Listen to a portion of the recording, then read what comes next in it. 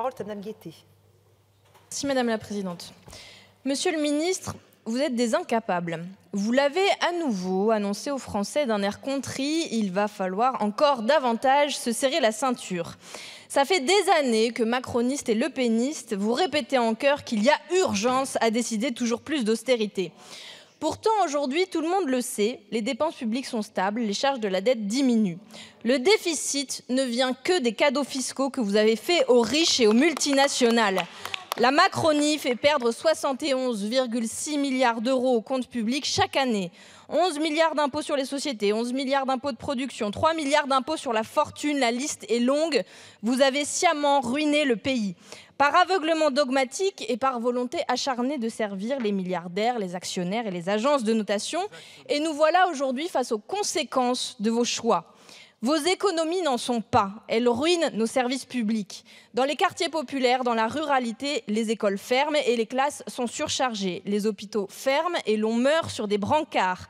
Pire, vos économies mal placées font exploser le coût du malheur. Moins d'argent pour l'inspection du travail, par exemple, et le mal-être en entreprise coûte désormais 15 000 € par an et par salarié. Moins d'argent pour la bifurcation écologique et la pollution de l'air nous coûte 100 milliards chaque année. Le budget de la France, ce n'est pas une suite de petits choix comptables décidés à Bercy, c'est le choix politique du peuple souverain. Votre budget est insincère, il est un mensonge notamment à la jeunesse. Il nie l'urgence vitale d'investissements écologiques et sociaux.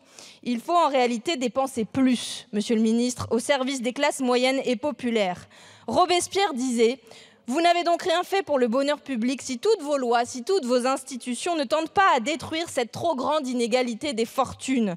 Quand allez-vous enfin mener une politique au service du peuple et de ses besoins? Je vous remercie. La parole est à Monsieur le ministre.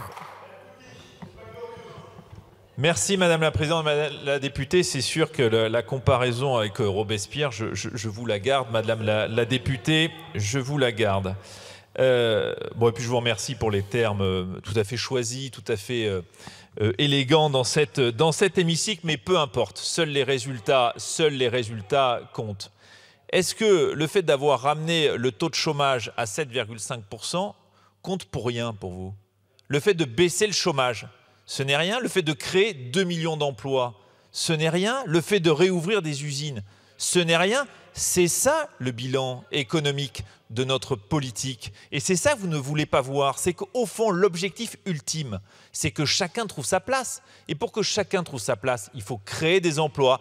Et créer des emplois, c'est le bilan qui est le nôtre depuis 2017. Et alors, vous m'expliquez que nous cassons les services publics, que nous fermons. Vous savez combien, si vous aviez regardé un peu les chiffres, ce dont je doute, combien le budget de l'éducation nationale a progressé entre 2024 et 2023? Combien, Madame la députée? Et je vais vous dire, plus de 3 milliards d'euros. Plus de 3 milliards d'euros, Madame la députée. Voilà. J'attends qu'il me laisse terminer la réponse. Vous laissez la parole au ministre. Monsieur Boyard, je vous remercie. Voilà. Je pense qu'il faut montrer l'exemple aussi, Monsieur le député, et le fait que le dialogue, ça se fait un peu de cette manière en respectant son interlocuteur. Et donc je sais que ces chiffres vous embêtent, Madame la députée, mais on investit plus dans l'école.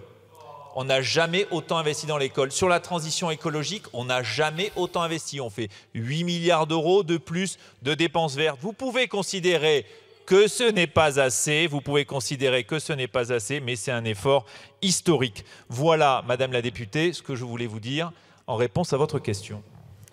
Je vous remercie. La parole est à Madame Etienne. Merci Madame la Présidente.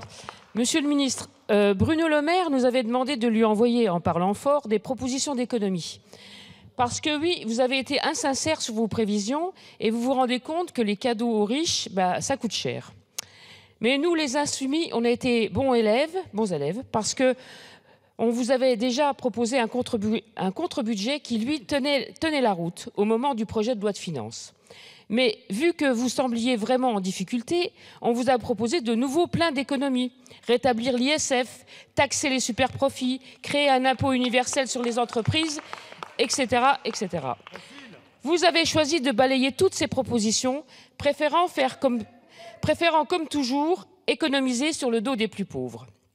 Mais j'aimerais quand même vous transmettre une nouvelle proposition, celle de la compensation fiscale. Vous n'êtes pas sans savoir que les Français qui travaillent au Luxembourg y paient aussi leurs impôts.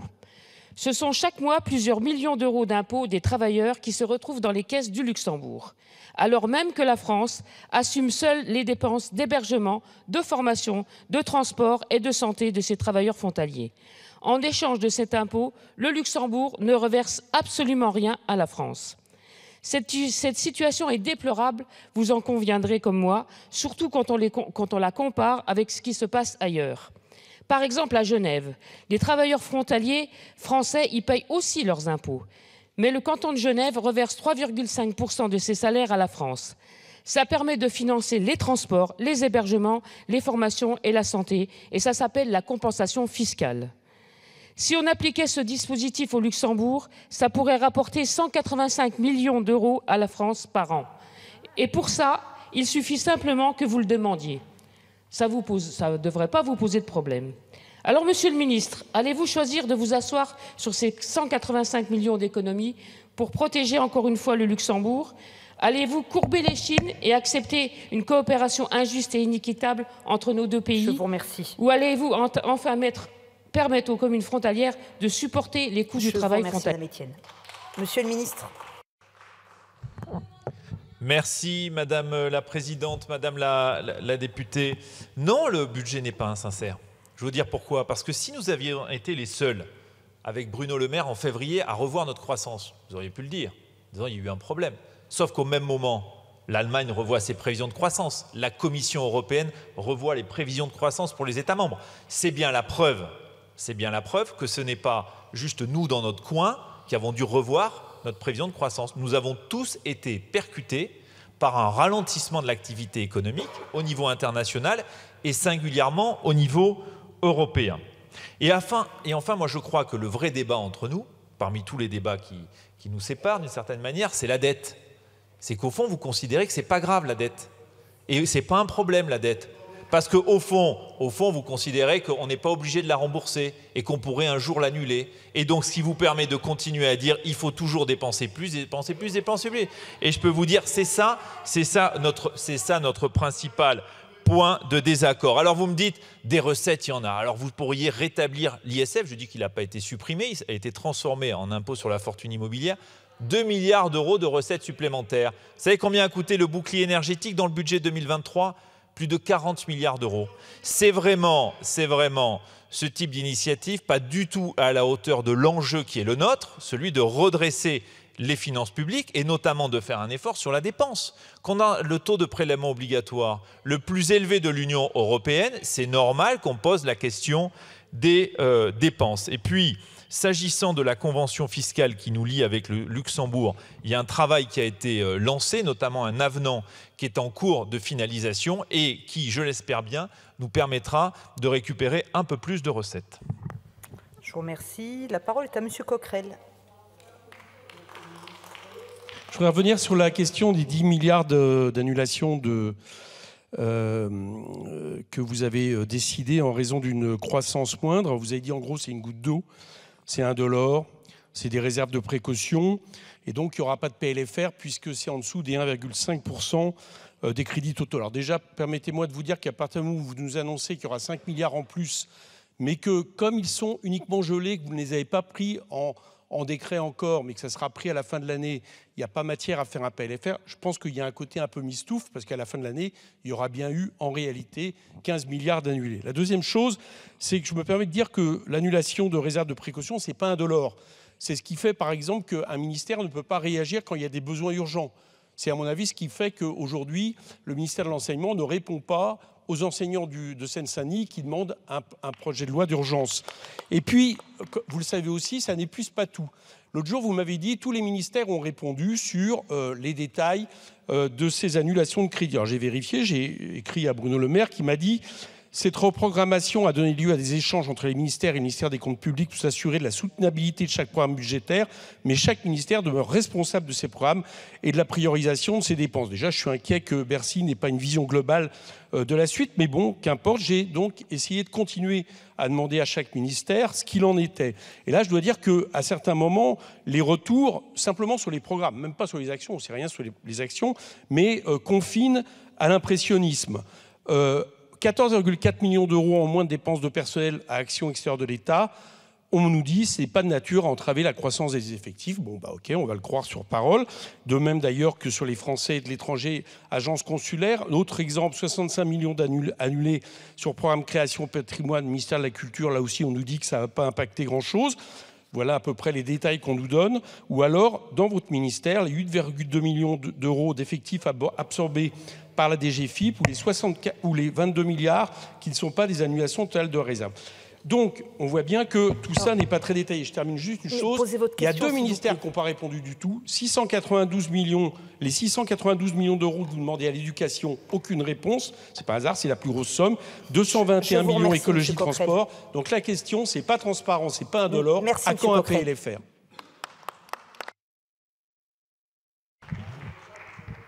Merci Madame la Présidente, Monsieur le Président Coquerel.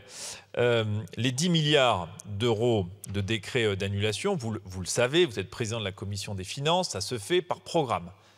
Et c'est précisément, d'ailleurs vous l'avez dit, et c'est précisément ce qu'on fait et ce que nous avons fait avec les ministères. Donc le décret d'annulation est fait par programme et ensuite les ministères, à l'intérieur de leur enveloppe, et ça, il n'y a rien de nouveau, Monsieur le Président, ils sont libres d'affecter les crédits à l'intérieur des programmes à leurs actions. Et d'ailleurs, quand on les vote, y compris dans l'annexe du projet de loi de finances, c'est tout à fait indicatif à l'intérieur des programmes. Et en cours d'année, ça varie tout le temps.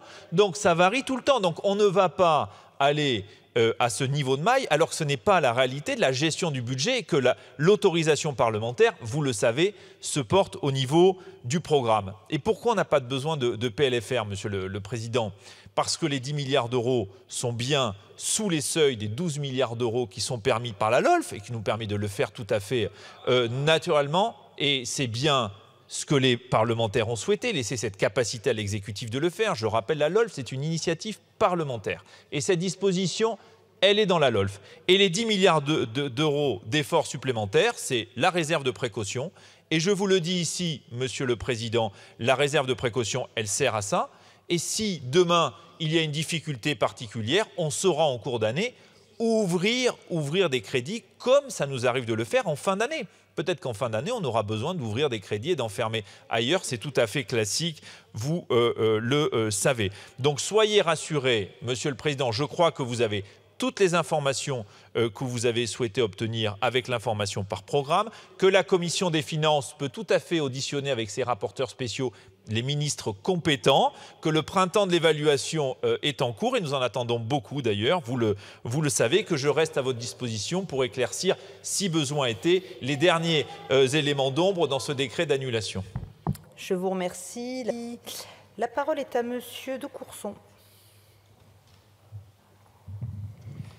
Monsieur le ministre, la trajectoire présentée par le gouvernement dans le programme de stabilité pour la période 2024-2027 prévoit une amélioration du solde public de moins 5,5% du PIB fin 2023 à moins 2,9% en 2027, soit une amélioration de 2,6 points de PIB ou encore de 70 milliards.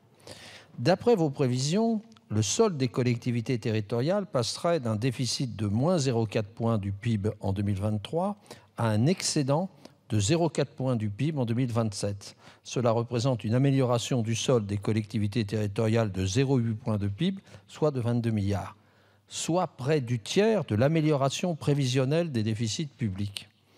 Monsieur le ministre, cette prévision est-elle réaliste ? En effet, elle suppose que les dépenses de fonctionnement des collectivités territoriales baissent de 0,5% par an en volume et que les éventuels excédents soient utilisés pour désendetter ces collectivités et non pour faire de nouvelles dépenses. Mes questions sont les suivantes. Comment espérez-vous tenir cet objectif d'excédent des APUL, alors même que vous n'avez pas réussi à inscrire dans la loi de programmation, et c'est heureux, les pactes de confiance ou nouveaux pactes de Cahors ? Et deuxième question, par quelle réforme espérez-vous obtenir de tels résultats? Pouvez-vous nous indiquer où vous en êtes dans l'examen des pistes évoquées lors de la dernière rencontre du Haut Conseil aux finances locales? Monsieur le ministre.